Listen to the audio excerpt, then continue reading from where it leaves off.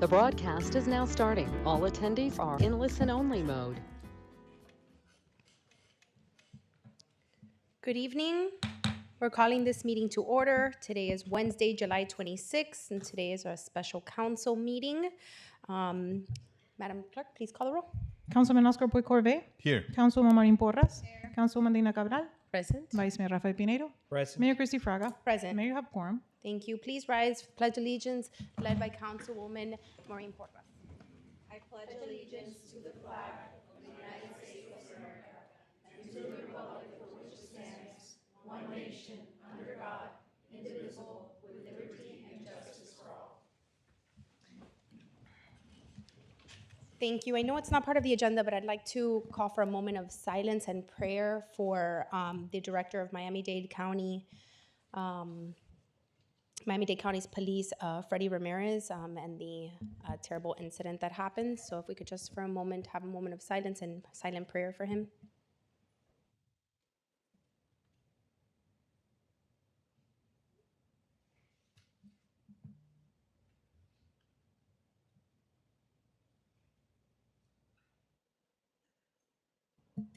Thank you. We wish Freddie Ramirez, Director of Miami-Dade County Police, speedy recovery and many, many prayers to him and his family during this time. Okay, we'd like to set the agenda order of business. No changes, deletions, council members? Nothing? Okay. We will now open up the public comments portion of this meeting. Let me just be very clear. This is the time to come up and speak about any general items you may have, not particularly on an item on this agenda. I do have some comment cards for the public hearing. I will call your name when the public hearing portion begins. However, if you do need to come up and speak and address this council, now would be the time to do that. Please state your name and address for the record. You have 3 minutes to speak to the council. Please keep it respectful and within the allotted amount of time. Okay, let the record reflect that no one has chosen to speak in the public comments portion of this meeting. We will now move on to the public hearings. Madam Clerk. Item 5A, ordinance number 2023-24, moratorium, Senate Bill 102, Live Local Act. An ordinance of the Mayor and the City Council of the City of Doral, Florida, establishing a 6-month moratorium on the acceptance, processing, and consideration of all applications for development orders, development permits, building permits, and zoning approvals for proposed developments authorized under Section 7 of Section 166.04151 Florida statutes for property located within the municipal boundaries of the City of Doral, Florida, providing for suitability, conflicts, and an effective date. Thank you, Madam Clerk. We will now open up the public hearing portion of this meeting for the public. I will first call up those who have filled up comment cards. Mr. Spangaro, I believe. Please state your name and address for the record. Thank you very much. Norberto Spangaro, 9482 Northwest 49 Doral Lane, Doral, Florida 33178. Thank you very much for the time, Mr. Mayor. First, thank you for the discussion today. I think this is a very valuable discussion, the moratorium. We just want to make sure that when the moratorium, which is totally temporary and will suspend activities, that nothing is approved during that period related to any project related to the 102 or specifically the text amendment that was discussed in the last meeting. That every project will be delayed until the moratorium is lifted and then discussed again. Secondly, it looks to us, and not only to me, for many people, that there are projects that change dramatically the picture, the major plans of Doral, the master plan that was created with a lot of thoughts and a lot of interest in a long-term benefit of the city. And we don't want is to specific projects to start changing the way the city was thought and designed, and all of a sudden we find a complete new master plan without a very, very large discussion with everybody, because this is in the interest of the residents. Thank you very much. Thank you, Mr. Spangaro. Next, we have Mr. James Ferguson.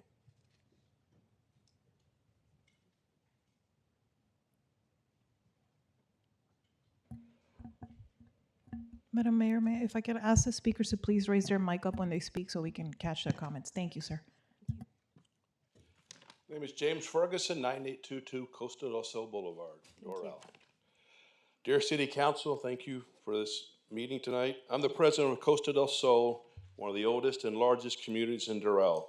I'm glad that the City of Doral has consulted legal counsel to consider a temporary moratorium regarding SB 102 projects and is talking to our elected officials in Tallahassee about the shortcomings of this bill for which the citizens of Doral will pay the price. I applaud the effort by the state to make housing more affordable to residents. However, the intent of the bill is surely not to allow for developments like Oasis at Doral. Costa del Sol and our neighbors at Amberwood will be the most impacted by the Oasis at Doral development. However, all residents of Doral will be impacted by the resulting increase in traffic in years of construction. A moratorium is needed because the citizens of Doral cannot wait until next year for a glitch bill to pass. The proposed development in its current form would cause irreversible consequences to Doral and its citizens.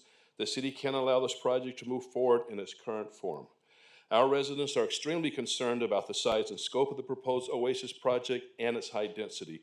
Many residents will be faced with the prospect of seeing construction cranes and hearing construction noise for the foreseeable future. We also have serious concerns about the additional traffic that will be generated on what are already congested roads. Those of us who have to travel on these roads on a daily basis don't need a traffic study to know that traffic is heavy now, would only get worse with the addition of so many new apartments. That intersection was not designed for such a large project. There are 768 homes in Costa del Sol. The developer wants to put an almost similar amount of apartments in an area that's roughly the size of our driving range. We understand that the developer has certain rights to build on his property. However, the current plans would have a detrimental impact on Costa del Sol and other communities in Doral, and this was surely not the intent of SB 102. This is why there are so many of us here today. I'm sure that most of us here want a moratorium until there's clarification on SB 102 and want the City Council to vote against any proposed text amendment or any other proposed zoning changes that may be requested by developers. Thank you. Thank you, Mr. Ferguson. Joel Goldstein.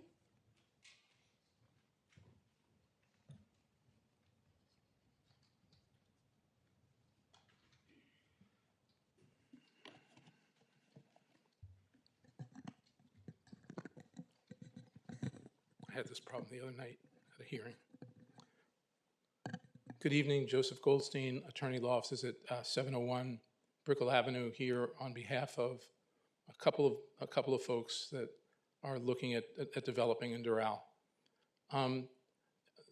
This moratorium discussion, as I understand it, is entirely related to the Senate Bill 102 criteria and the city's applicability in enforcing it.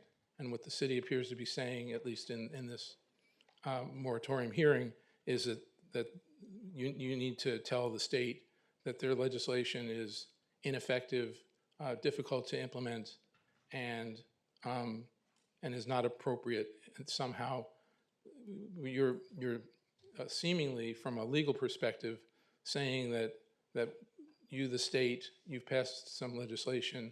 We don't care about how long we have to follow certain specific guidelines and not proceed.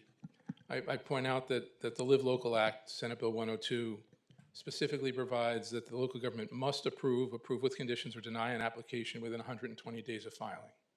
The Live Local Act was passed during the summer. It was signed by the governor in March and is now in effect in at least 67 counties in Miami-Dade and 67 counties in the state, and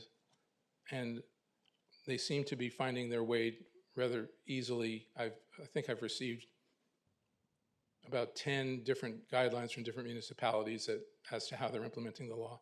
So from a legal perspective, I just want to state an objection that for purposes of those who are currently in the process, that we think that the city would be acting inappropriately if they pass the moratorium ordinance and perhaps incur certain liability and responsibilities going forward. Second comment that I have, and I'll be brief on the others.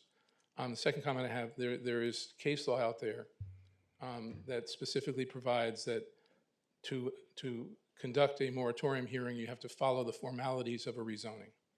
To rezone in the city of Doral, You have to have 2 notices that are a minimum of 14 days before the hearing. You have to have a workshop, and you have to have various other rules that you have to file.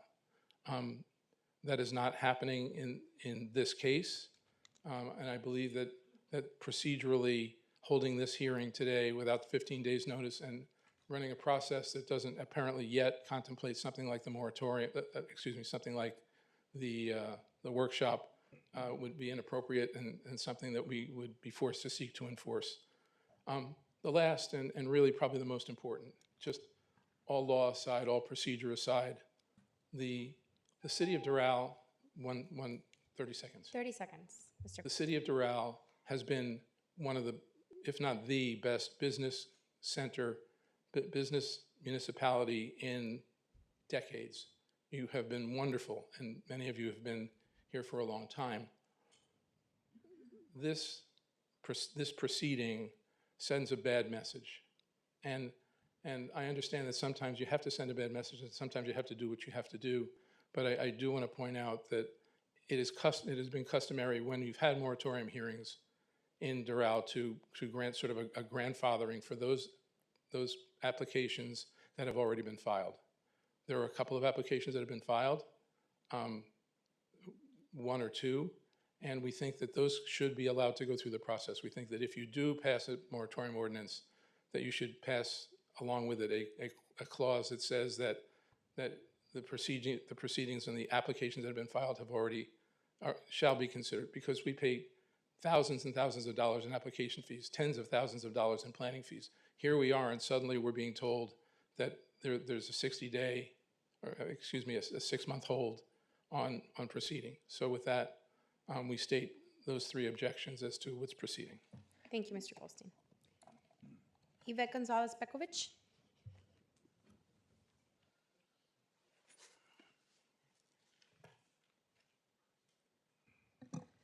Good evening, Yvette Gonzalez-Pekovic, 10352 Northwest 46th Terrace, Doral 33178. Good evening once again, Madam Mayor, the rest of the council. I wanted to make a comment with respect to the moratorium that's before you all. I personally and my family, much of which lives in the city of Doral, is in favor of this particular moratorium. However, I want to ensure that the council keeps their eye on the ball. Essentially, much of the pushback that's occurred most recently with development in Doral is really stemming from one project in particular, which is this Oasis project. Whether you all decide to vote in favor of the moratorium, I think it's one tool in a toolbox that you have to figure out how we can resolve this project, but also keep the residents at peace and at bay and not feel like their quality of life is being challenged with this particular project. But I do think that we cannot take our eye off the ball, which is at this juncture, that particular intersection is a problem for many, many, many residents. And whether you pursue something that negatively impacts others, I'll leave it up to the city's, I'm certain, very competent council to figure out whether that's possible. But the fact of the matter is that this moratorium request, while it's sort of a Band-Aid on the matter to try to figure out where SB 102 is going, what I really want to urge the council to do is to not approve the developer, Mr. Abos, and his company's request to amend or modify the zoning in that particular section from the perspective of the residents. And obviously I don't speak for all, but I do communicate quite a bit with the community. We are asking that the council sort of keep promises that all of you have made to really minimize or prevent overdevelopment. And the one way that you can do that is consistently vote in favor of actions that really support the residents' desires. And at this juncture, I have not found not one resident that is in any way excited, looking forward to, or in support of this project that's attempting to go up. And so I want to make sure that we keep our eye on the ball. For most of us here, I think it's really about that particular project and whatever needs to be done to really either change what it's going to look like, minimize it, reduce the density, just produce something that is not going to impact this community at the gravity that what was originally presented we are confident will in fact impact us. And with that, I'm in favor of the moratorium, obviously, so long as it's legal and it makes sense. But more importantly, if this item remains, I think it's in August, to modify the zoning, I would ask that each and every one of you vote no and do not support that particular application to modify the zoning. Thank you so much. Thank you very much. Rosemary Ravinad.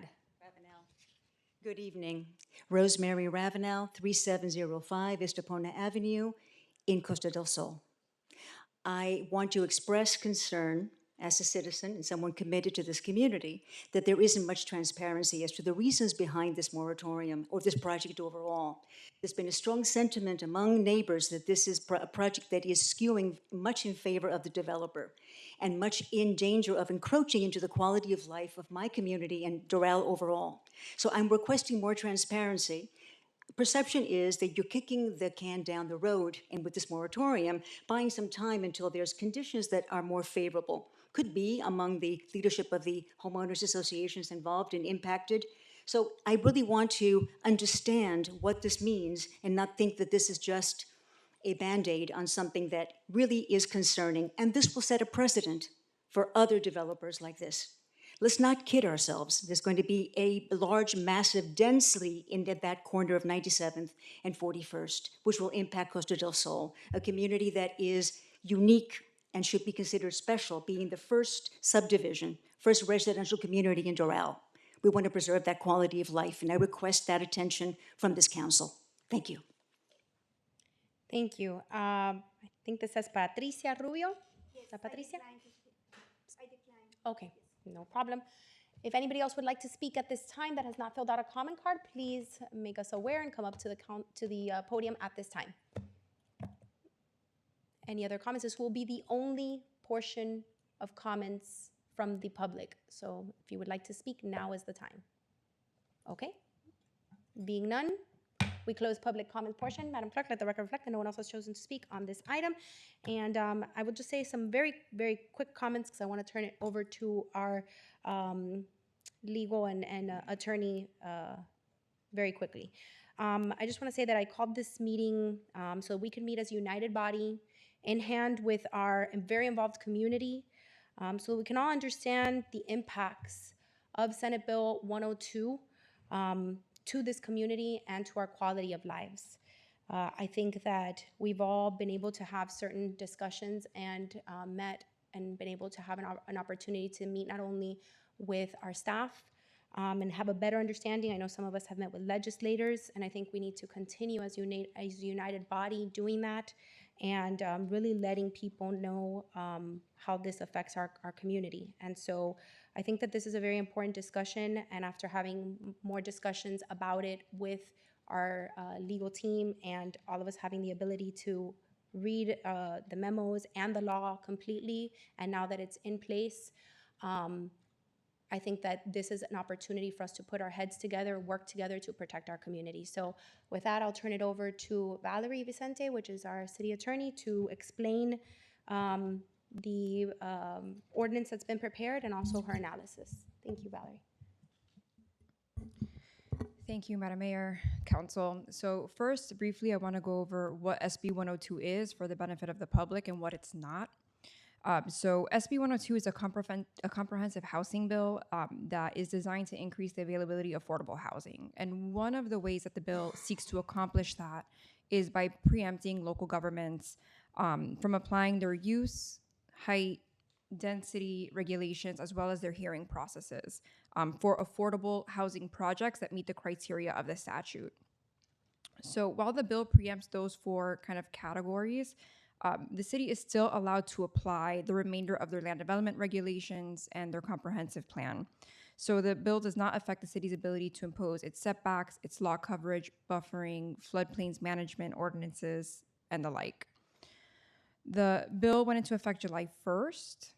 As with a lot of agencies, the city has been left kind of grappling, how to implement this new statute. There's a lot of matters that are not expressly addressed in the statute and has been left to interpretation. both the planning and zoning director and myself, we've attended webinars, seminars, conferences, and the fact is that while there are memos and kind of procedures that people are trying to hobble together, it's simply not enough. And this is of such significant impact for the city that this needs to be done in a thoughtful and conscientious way. So the proposed moratorium is limited in nature. It's solely for 6 months. It's not an attempt to subvert or circumvent the mandates of the statute. It is not a rezoning. It's not a comprehensive plan change. It's simply a limited time under which the city can begin to implement and create a framework within which to process these applications. So I don't want to go into every single thing that's already stated in the ordinance and the memo. There are various bases for the moratorium and the types of things that the city would want to address during that time frame and codify. But I'm just going to do, for point of example and illustration, 2 different examples. So first, under the city's existing code, we have a workforce housing bonus ordinance. And under that ordinance, workforce housing units need to be mixed with market rate units, right? So they have to be integrated in the same building. They can't be relegated or segregated to a separate floor or a separate building. They need to be of similar size and quality. The purpose of that is so you don't have affordable units segregated and isolated to specific floors with separate entrances and kind of in a discriminatory fashion. So we have this in our code already for workforce housing units under the bonus program. That is something that the city would like to apply to projects that come in under SB 102. But under a clear reading of the code, it doesn't apply to that. So under the moratorium, during that time, we can bring some ordinances forward to do the text amendments to apply those types of regulations to these projects.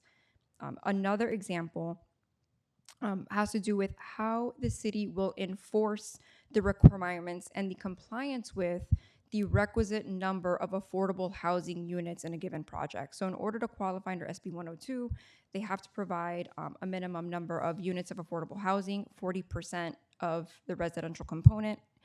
And so after they come in and they identify those units, how is the city going to enforce that? How are we going to monitor compliance and that in fact these units are being maintained as affordable housing units and not being rented at market rate?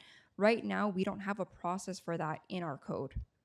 So we would need to have time to develop that, codify it, prepare the legal instruments, whether it be a restrictive covenant and a development agreement that specifically provides for, let's say, annual reporting requirements, where we want copies of the leases to verify, because quite frankly, the bill is silent on who has to do the enforcement component. So that's another, again, those are just 2 simple illustrations. There are other issues with compatibility, buffering, and the like that the city would like to analyze and propose, again, doing some zoning amendments. And again, this is prepared as a time-limited temporary moratorium, so the city has an opportunity to make curative changes to the code so that we can, in fact, implement the statute. Thank you, Madam City Attorney. I want to open it up to my colleagues to hear from each of you. I think it's important to be able to have a discussion together about how we address this. Obviously, it's time sensitive. I do want to just caution on us speaking on any individual application because this isn't about an individual property or application, and I want to make that very clear. We're not here to discuss an individual property owner. This is something that would impact these zoning districts that could fall under this law. And any application that could be impacted. So I just wanted to say that so that we can have a discussion about this in general, because yes, the characteristics of our neighborhoods could drastically change, and that is extremely concerning to me. It's been of a concern since I heard about this bill, and that's why I personally took it as something I wanted to watch carefully as it passed through the legislation, and I spoke to legislators about it when I was in Tallahassee, and it's why I took an interest in it, because I felt that this was very dangerous for a community like ours, While I don't think the law was necessarily intended to impact communities like ours, I also don't think they took into account the impact it has on community like ours. So I'd like to open it up to a discussion and to be able to ask questions of the city attorney so that we can make a decision together on how we will address this moving forward, and hopefully giving our staff an opportunity to use the tools left in the legislation that we can legislate on, and to a certain extent control through the administrative process, which is the only ability that the law left us to be able to do something. And again, I called the meeting because I think it's time sensitive to us, but also because transparency is the most important thing in this administration, and we want to be extremely open and transparent. And so I feel that this is the only way, obviously, because of Sunshine Law, that we can all meet and have a discussion about how we take steps to continue to protect our residents. And obviously, we've heard from our residents, and it is something that is of concern to our entire city. So this is us being extremely open and transparent through this process. So I will open it up to questions. I'd like to start. Sure. Councilman Puig, you thank are recognized. I'd like to tell my neighbors, remember, I live here as well, and we're affected by the same issues or approvals or non-approvals that we decide as a body up here. I want to tell you that I hear loud and clear.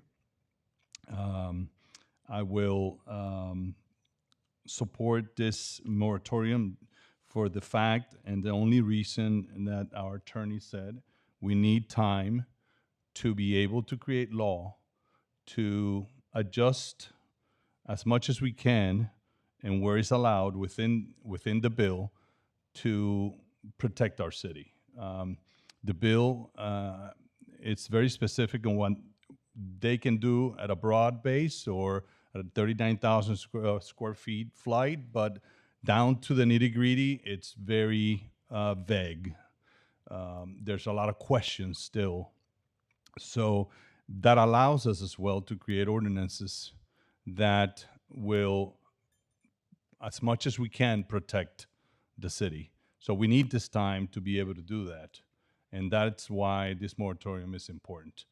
But in the comments that I heard regarding protecting some of our quality of life, and of course our neighbors and different communities that will be impacted by this bill, because it's not going to be only Costa del Sol. Costa del Sol probably, and I hope not, will be the first one, but because we have a very balanced city where we have a lot of industrial and commercial and residential, other communities could be impacted as well with this bill. So it is important for us to look at this bill and see where we can create laws that will not only protect Costa del Sol, but protect other communities as well. So I'm in favor of this moratorium. I'm glad we're putting it together, and I hope that we move it forward today. Thank you. Councilwoman Porras, you're recognized. Thank you, Mayor. And thanks to everyone that's here. I'm going to reiterate a lot of the things that were said, but I really want to give a big thanks to our attorney, our staff, Julian, for getting together and putting this together and giving us this legal analysis. It's a tough job, guys. It really is, because this is clearly, state law, and as you all know, it really is preempting a lot of the things that we can do. I think this moratorium is a good idea to start and allow us to come up with the process to process these applications. On a separate note, and I know this isn't part of the discussion, I had previous discussions and I had explored the option of really looking at, other types of, considering other things, such as this law is going to allow developers to develop in industrial parts. This law affects us uniquely because we are a largely industrial city. Can you imagine having housing right next to Covanta? We already do, but imagine even more. I mean, I think that there's a lot more that we need to consider. And again, it's not part of this moratorium or this discussion, but I wanted to raise it. And I know that there was a letter from the former director of waste management, where when he resigned, that said, you know, we could potentially run out of space to process our waste, and I believe the county mayor responded that, you know, we still have some capacity, but I think eventually we're going to have to ask the county to do that analysis again under SB 102, or considering SB 102, because that's a real concern, especially if it's a concern now. So I think because of our unique situation, we have a lot of things to think about that other cities do not. So this is a good start, but I think eventually we're going to want to think about those things as well.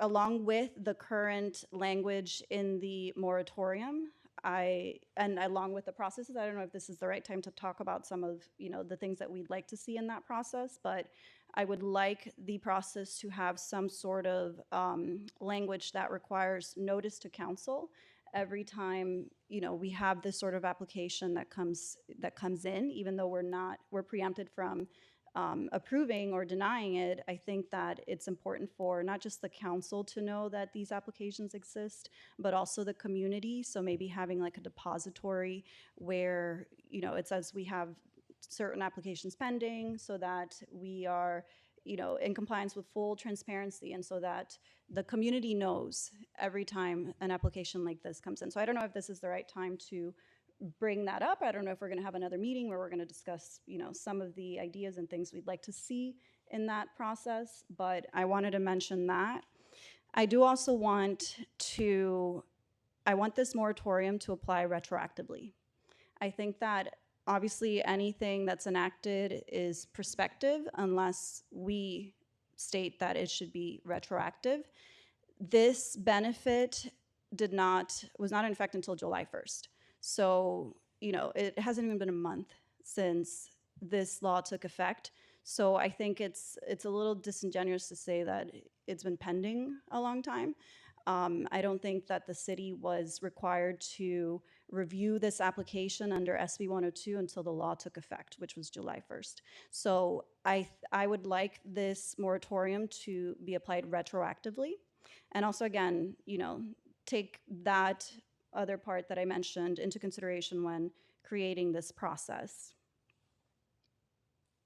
And then lastly, I wish that we could also send a letter if it passes, or not a letter, but a copy of the moratorium to the different municipalities. I think we need to set a precedent. I think we need to demonstrate that, you know, this is something that I think is necessary, not just for our city, but also for other municipalities. And eventually, I think we could also send a letter, again, it may not be related to this, but eventually, if we do discuss that other option, send a letter to the county urging them to reevaluate their waste capacity given SB 102, because I think it's going to be important to get an analysis from them as well. And I think that's it. I mean, I would like to, I don't know, again, if you know, a motion needs to be made for the retroactivity. So currently, the way the ordinance is drafted, it would apply to the pending applications. So the application would be held in abeyance, essentially, because the moratorium also imposes a moratorium on the processing of the application. The comments with respect to the fees that were paid, the applicant always has the ability to withdraw their application and then refund the fees. So. Did you need any additional No, answers to your that's it. questions, Councilwoman? Would you like the questions to answer the answers to your questions at this time? I think you asked if there would be another process, another opportunity for us to have input on what will be taking place as far as addressing the updates to our code. Would you like to speak on that, Madam City Attorney? I don't know if Julian, our planning and zoning director, had something in mind, but I imagine, yes, we will be having, you know, one-on-ones with the different council members to address what type of concerns. Really, this largely, though, is, you know, a planning and zoning endeavor. And then we can also talk about administratively how we do those things. But remember, this still requires 2 readings. The second reading of this is not going to be until later in August for the zoning agenda. So we have some time, if in fact there is consensus amongst the commission to adopt this on first reading, think about those types of things and the processes and the implementation. Thank you. Yes, Vice Mayor Pinedo. Welcome back. Thank you, Mayor. First of all, I want to echo what my colleagues have mentioned regarding not only the fact about transparency, but at the same time, what we're here for. I mean, it's clearly, and I also want to certainly thank our mayor for including us to be part of this decision process, because there has been a lot of things going on out there for the past months, and I think that this was needed. So I thank you for that, and I echo what my colleagues had mentioned before. Now, I want to thank everyone that is here today. Certainly, mainly the Costa del Sol residents, because I do appreciate the fact every time that I see residents coming to our council meetings. I think it's important. I mean, not only because we're here today for a moratorium discussion, but I always encourage residents to participate in our council meetings. I think it's important for you guys to be aware of everything that is going on here at the city level, all the decisions that we make, because at the end of the day, we're here for you, and we're gonna be here for you guys. And in my particular opinion, there is a saying, with great risk often comes great reward. So based on what we receive from the city attorney, which I want to thank as well, certainly we know that we're taking some risk in moving forward with a moratorium, but it's something that it's needed. I had the chance to speak with State Senator Calatayud, and the same thing that she expressed to me, I was open, and I had the opportunity to say to her that, Doral is a very unique city when you compare other municipalities. So I agree that there is a need out there for workforce housing, not only Miami-Dade County, but statewide. Obviously, when we speak about inflation, it's in Miami-Dade County, it's almost twice of what the national average is.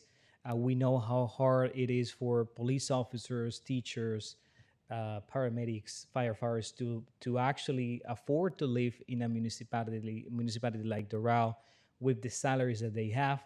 So I said to her that I agree with her in the decision that there is a need statewide for workforce housing.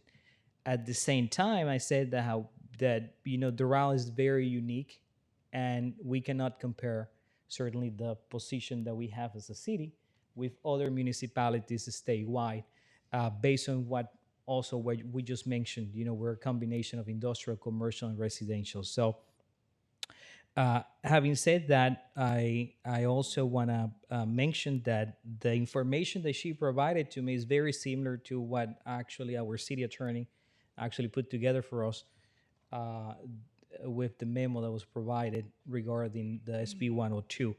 And I said to her that, this gives us an opportunity to actually explain to the residents what's going on with this bill, and give us an opportunity to go over with the administration, which, by the way, I always like to clarify.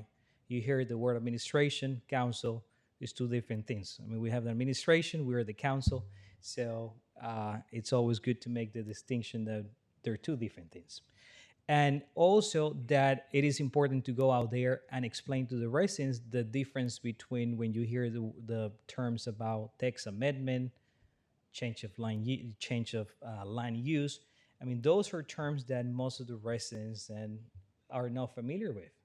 So part of having a workshop, I think, is a great idea as well. So again, I just want to thank my colleagues, the administration, for putting this together, and I just want to reiterate to the residents that I'm not going to speak for the rest of my colleagues, but in my case, I'm here to not only to work for you, to represent you, but at the same time to do what is right for the city. I mean, we have been facing an overdeveloped issue for years, and I believe we're in a great position to stop some of the issues that we have faced in the past, and hopefully we can move forward this time and do what is right for the residents. So I thank you for that. Thank you, Vice Mayor. Councilwoman Cora? Yes, Cabral. So I actually just wanted to say to the residents, I listened to you clear and loud. On June 28th, as you may remember, I came to the dais and I proposed to my colleagues for us to find a way to see how we can stop, or with different ideas before this law went into effect. That was July 1st. And at that time, the only comment that was said is just call your state legislators. So one thing that I can tell you is that I sat down with our state senator and I went through with her in person Monday with the summary that was given of the act by our city attorney that I wanted to thank you to, because when I sit down with her, it is very comprehensive, the summary that she did within the state bill 102. One other thing is that I understand that sometimes there's ramification when it comes to put a moratorium where we can have a lawsuit, the city, but when it comes to the benefit of the city, I wouldn't mind, even if I had to get a lawsuit, me personally, if it is to defend our constituents. As you may know, in 2016, I decided to run because at that time there were many rezonings, and I said either I move of the city or I try to be part of the solution, and that's the reason that I decided to run. Even many of my colleagues in the hospital say, I don't understand what is it that you're doing there with everything that you have to do, but I do care about my city.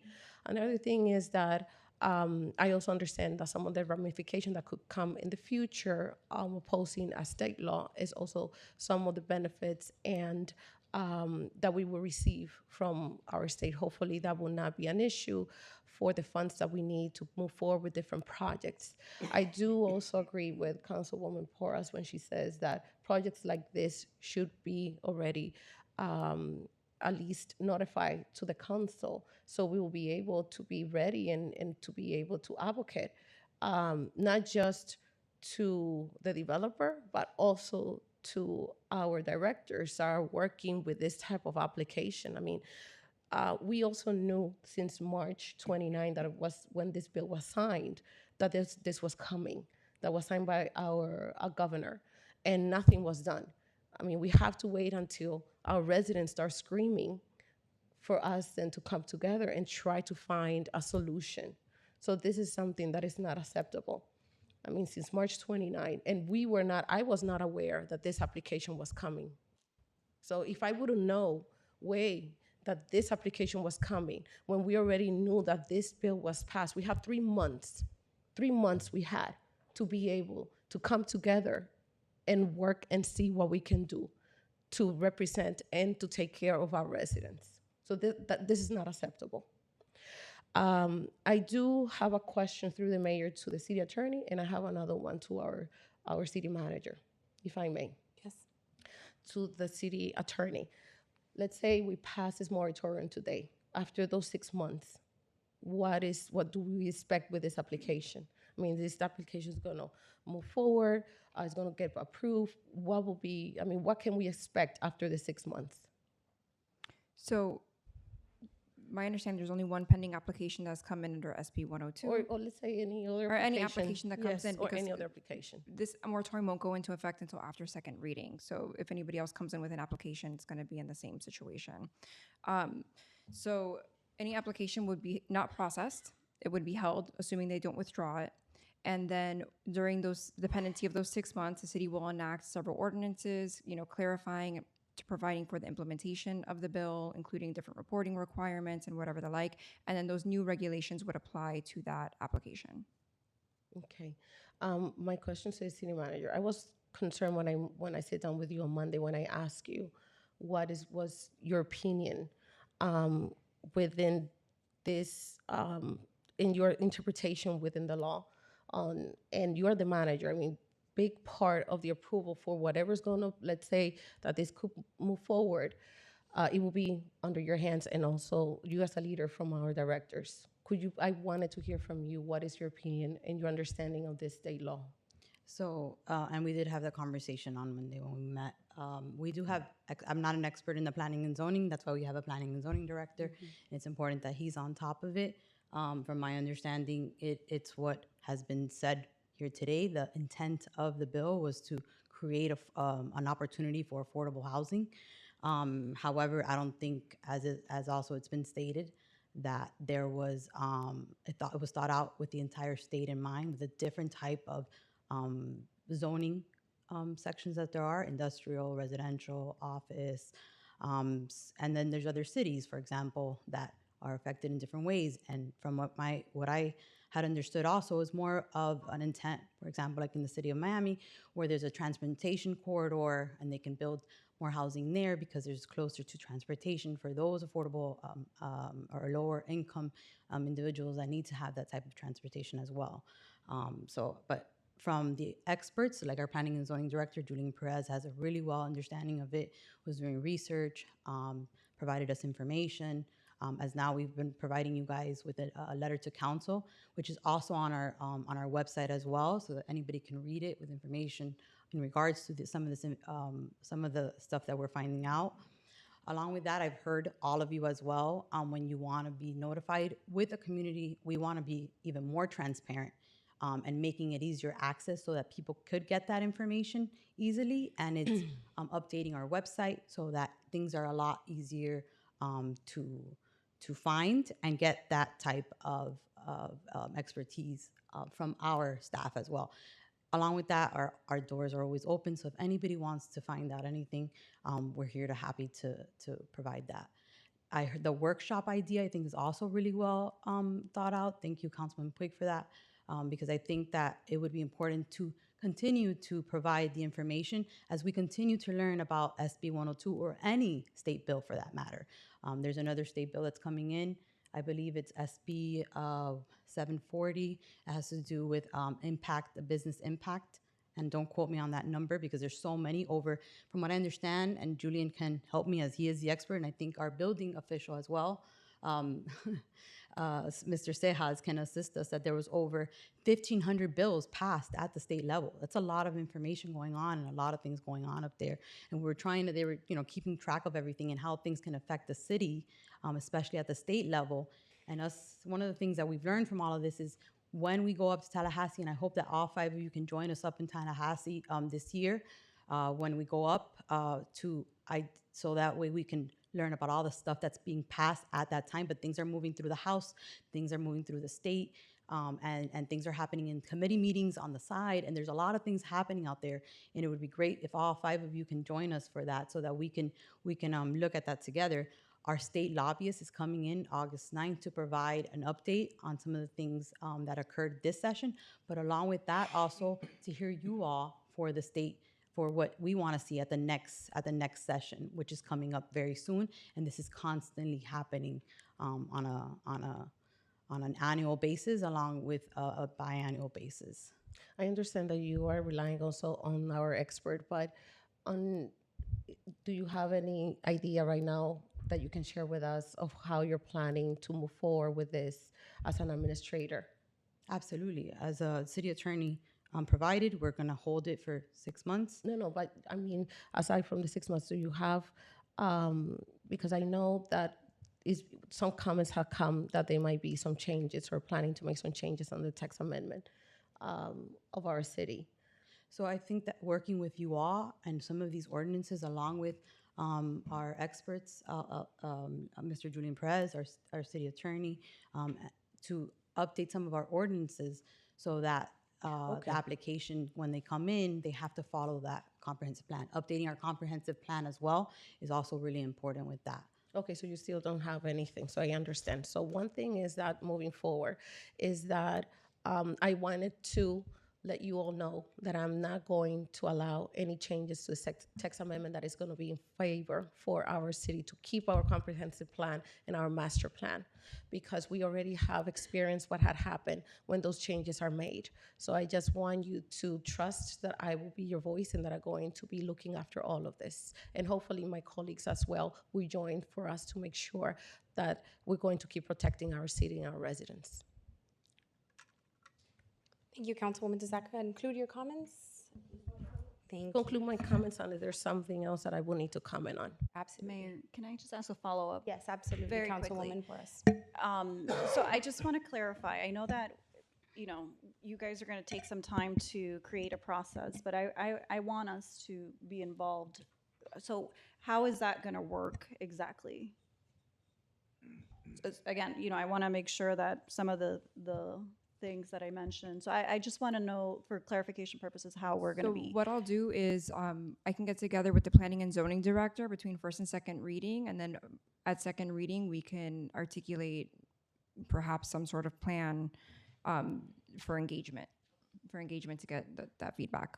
Okay, just want to make sure we're going to be involved. And again, we'll set up the one-on-ones with you all so that we could get your comments as well, which were great feedbacks during the one-on-ones for the SB 102 meetings that we had last week. Perfect. Thank you. Thank you, Councilwoman. I want to make some comments and questions also to the administration as well.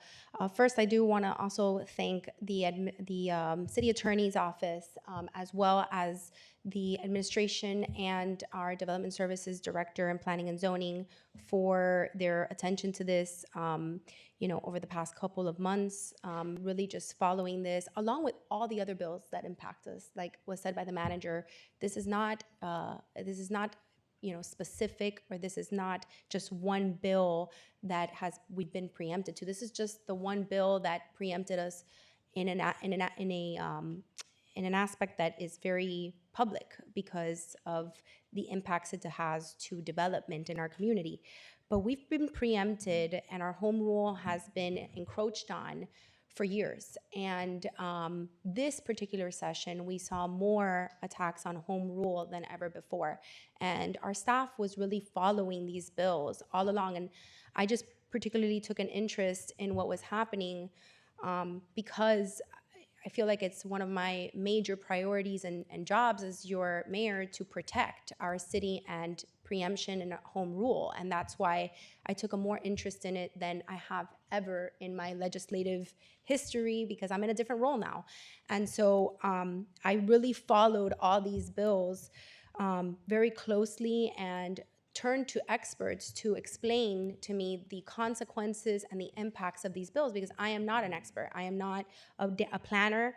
And so it was important for me to rely on experts that we have here in the city and in other organizations, because I reached out to other experts too outside of the city to help me understand what we could do and how these changes would really impact our community, and not just on this bill, but on several bills that will take effect and impact our city. So I've been saying 4 months, for those who have been watching, that I really would like to spend more time in Tallahassee than I ever have. And I think that it's important for our city because we are under attack as far as our home rule is under attack across the county and across the state. So I think that we have a unique opportunity as a body to make our voices heard. I think our community is now extremely engaged in what is happening and should absolutely be meeting with state legislators and reaching out to state legislators and writing to our state legislators. I'm going to look to see if I can host maybe some type of town hall meeting, and hopefully our legislators want to be there to hear you. Listen, I'm willing to ask this council to provide a bus for all of us to go up to Tallahassee. If you all want to get on that bus, I will be right there with you to go and legislate and ask legislators to listen to us. You know, so this is not unique to the type of representation we want to have for our city and in transmitting your voice, not just here inside this building, but in Tallahassee. So that's something that we can absolutely have a discussion about. I want the city attorney, in more layman's terms, to really, if you can, explain what preemption means, because I've had discussions with people that don't understand what exactly is preemption.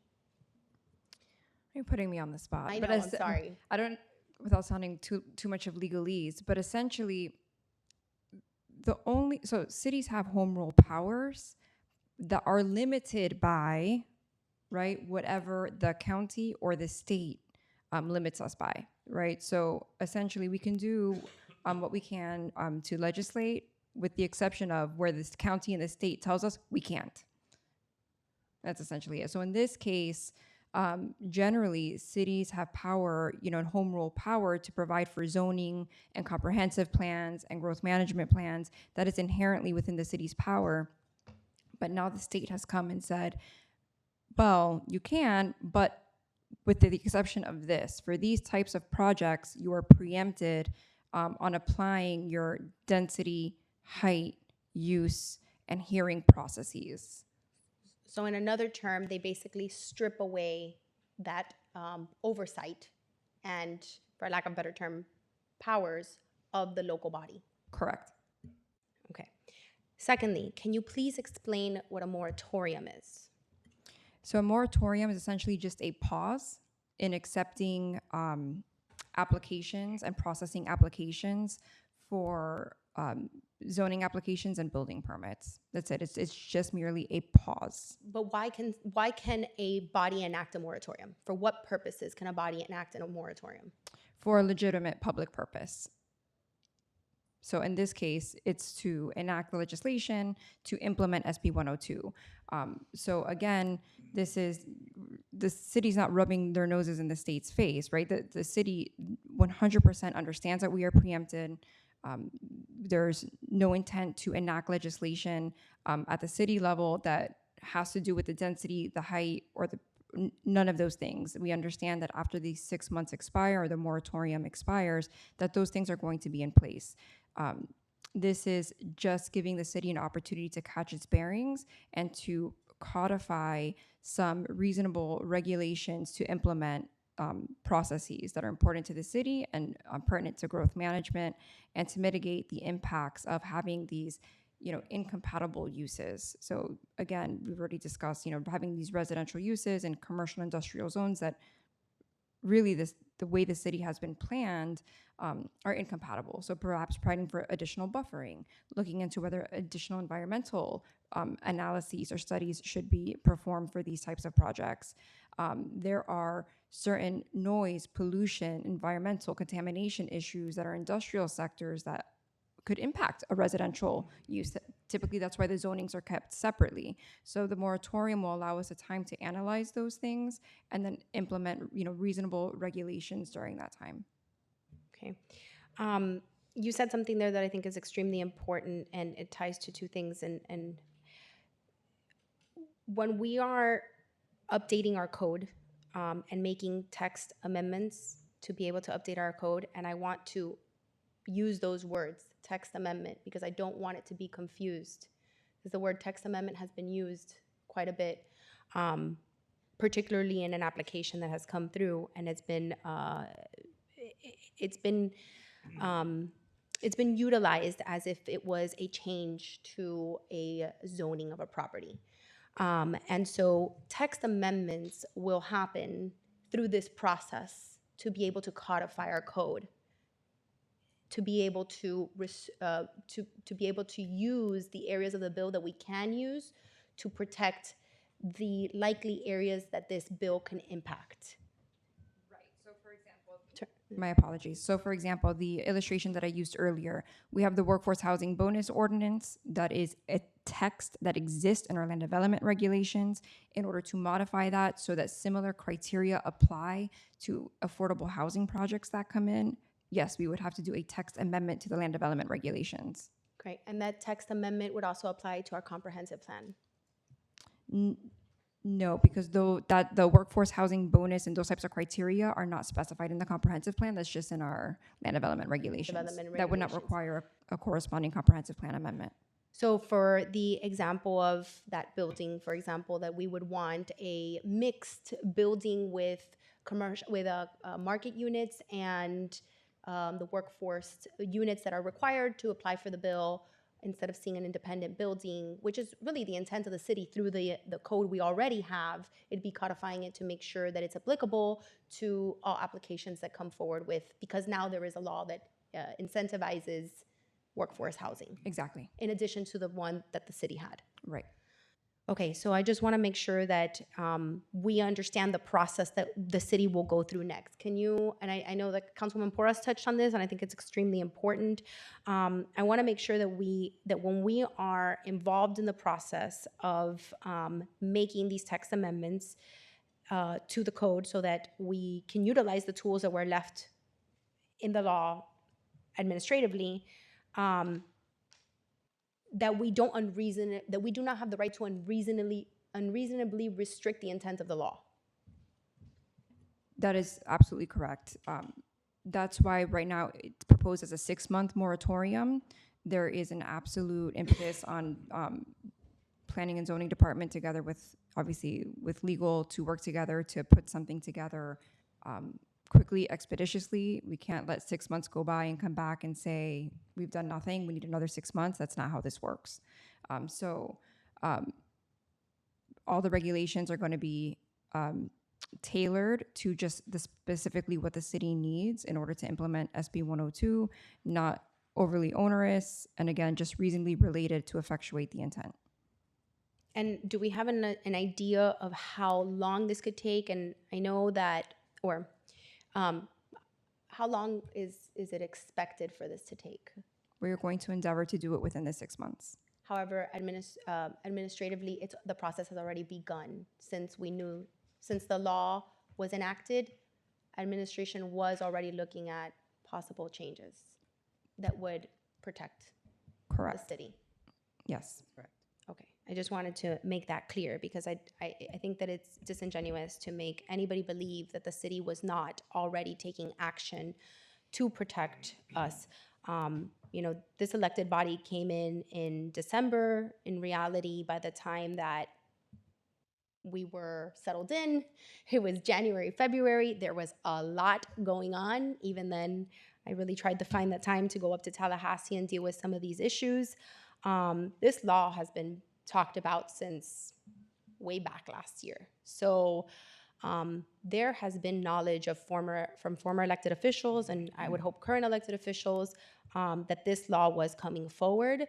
And I mean, I think that it's really disingenuous to say that we haven't done anything, because many of us have been paying attention and have been really doing our best to protect the city in whatever ability we had to do that. The truth is that no application could come forward or had been applied at the city until July 1st. So in respect to like comments or suggestions that have been made or have been made that council should be informed when applications are submitted to the city, absolutely we should be. But the truth is, nobody would have received any notice of this until July 1st, because that is when the application was made to the city. Any representation that any of us knew before that this would actually happen was strictly hypothetical, was completely hypothetical. There was no application in the city until there was an application, which was July. Before that, there was absolutely no way that we would have known how to deal with this. So now is when we are able to really, and which is what we're doing today, is taking action to continue to protect the city. Again, when I found out about this, I tried every way possible to find how we could put a stop.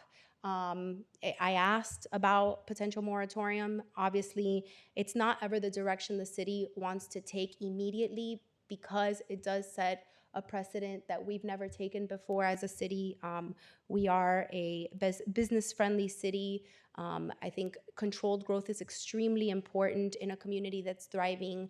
And that's not the message that we want to send either, but our quality of life absolutely trumps that tenfold. And for me, that's always been extremely important. And so that's why I think that I want to give a huge amount of credit to our city attorney, who, after hearing all of our comments at the last meeting, said, I think that we can work on something that will allow the administration to catch up and help us put together a strong code that will give the administration the opportunity, and a process that will give the administration opportunity to review every application in its entirety without rushing through a process. So I'm very grateful to our city attorney and to our administration for listening to each and every single one of us up here at the last meeting, and quickly moving in a way that would allow us and give us the legal ability to put a moratorium in place for the amount of time needed to possibly put together a code that will allow us to do the best that we can with the law that was created. There was one part of the law that, when I met with the state senator, she was not fully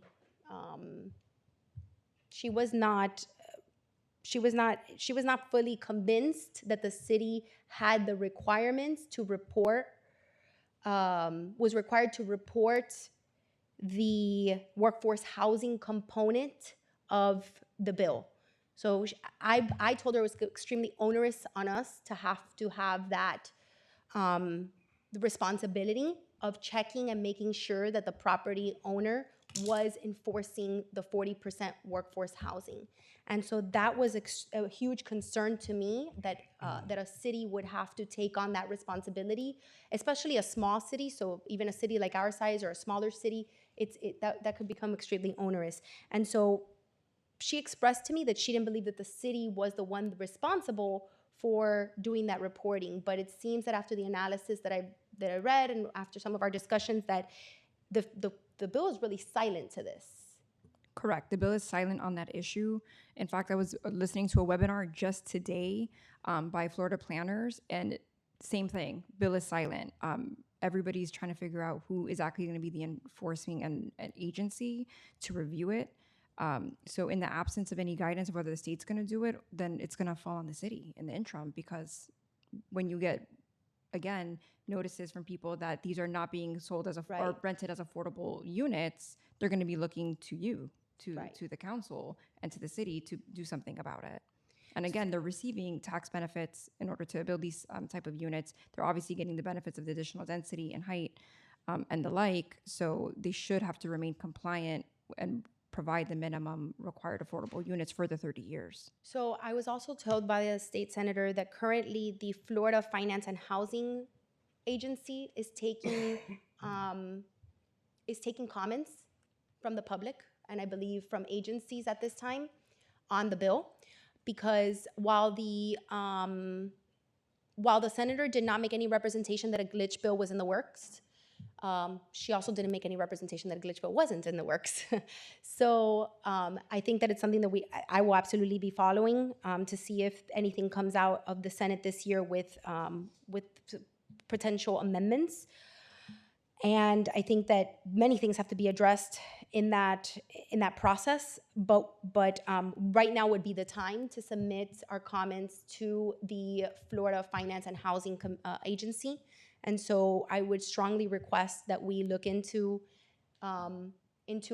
what comments can be made. I'm actually going to look and see if the general public can make comments too and submit them, because I think it would be prudent that our community get together and also submit comments, such as like Costa del Sol should submit comments as a property that is directly impacted by a large development that's taking advantage of this bill. I can tell you that when I made examples to the senator of certain applications of this bill that were affecting us, she was shocked to see a large property. I mean, I think they envisioned it for smaller properties and things like that. And so I think it's a great opportunity also to kind of, for them to use it as a model of why it won't work in certain places or why it needs an amendment, why this law needs amendments.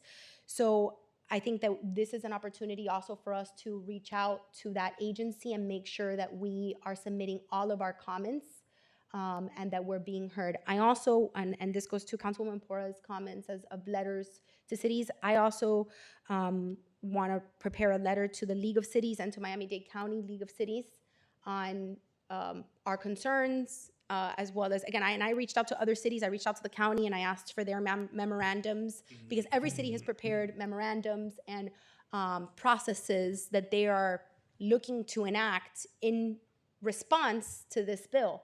And so I reviewed all of those. I reviewed all of them. Personally, I requested them and I've been reviewing them to understand how other municipalities and the county were interpreting and applying this bill. So I think that it's extremely important that we as a city and use our associations in the League of Cities and in Miami-Dade County League of Cities to encourage other cities to get together and make a point in Tallahassee. I would say, I with all due respect, Councilwoman, I would not want to be the city that encourages other cities to set a precedent for moratorium because all cities are different. There are cities that this bill may function for them in corridors that have the transportation capability and that it was meant for, that this bill was really meant for. And so I really would not want to be the city that encourages other cities to take this stand. And so I would personally prefer that it doesn't come out of the city. I will, if everybody's okay with that, I will be submitting a letter to the League of Cities and to Miami-Dade County League of Cities, and I would love for it to be on behalf of all of us. But I think that us encouraging other cities to do that, where it may benefit them very much so, I prefer that we don't take that position. That's pretty much it. Those are the questions that I had. Again, we understand that this moratorium does not come without its risks, but then again, every law we pass and every action we take comes with its risks, right? Every action has a reaction. Some of them good, some of them bad, and we learn from them. And so I would hope that any developer that truly wants to have a good relationship with the community and with the city will understand the steps that we're taking to be able to have a coexisting relationship in benefit of those who live in our community, work in our community, play in our community, learn in our community. We really want to coexist in a pleasant way. And so this will really give us the ability to review the code, find the best process that will benefit all. And that's really the intent of the moratorium, is to give us the ability and our staff the ability to review everything and to come forward with a process that will protect our residents, but also protect every landowner in our city, because it does not escape us. It does not escape us that all property owners have rights, and it's not our intention to strip those rights away from anybody. So with that being said, I don't know if anybody else has any final Motion comments. to approve. I have one question through the chair to the city attorney. Yes, And correction, the intent for this project was not July, was June 6th. So can I? We have a motion on the table, just for an order for motion, for order of procedure. There's a motion on the table. Second. You didn't see We me have when I a was gonna ask second. a question. We have a second by the Vice Mayor. Councilwoman Cabral, you have the floor. You can ask your question. Madam Attorney, do you feel that you have right now all the resources, at least until we meet again in August, enable for you to be able to work with this complex task? I just wanted to make sure, now that we are all here, if you need any other resources that you think it will help you to work in a better way or a fast way, for you to be able to help us with this? Do you need any resources, or do you have already No, all the I think- resources? At least for this month until we see each other again in August. Thank you, Councilwoman. Yeah, I think we're okay between now and second reading. Mm-hmm. I think as we go through the process and we come back with an actual process for engagement, workshops, and the like, we can talk to the planning zoning director to see if he needs to retain consultants. But we can address that later. But as of right now, I think we have Right sufficient. now. Thank Okay, you. just wanted to make sure now that we're here, in case we have to take a vote or we have to approve anything for you. No, thank you. Thank you. Lastly, before. Yes, Councilman. Just that in the plans of what we're gonna do and how we're gonna do it, to please include, if there's any session or any meeting at all with all of us, to include the public as well. Thanks. Okay. Any other questions, comments? No? All right. Madam Clerk, please call the roll. Motion to approve ordinance number 2023-24 on first reading made by Councilman Corvée, seconded by Vice Mayor Pinedo. Councilman Corvée? Yes. Vice Mayor Pinedo? Yes. Councilman Porras? Yes. Councilman Cabral? Yes. Mayor Fraga? Yes. Motion passes. All right. Thank you very much. That concludes our meeting for today. This meeting, well, I'm sorry, can I get a motion to adjourn? Motion to adjourn. Motion by Councilman Puig, second by Vice Mayor Pinedo. All in favor, say aye.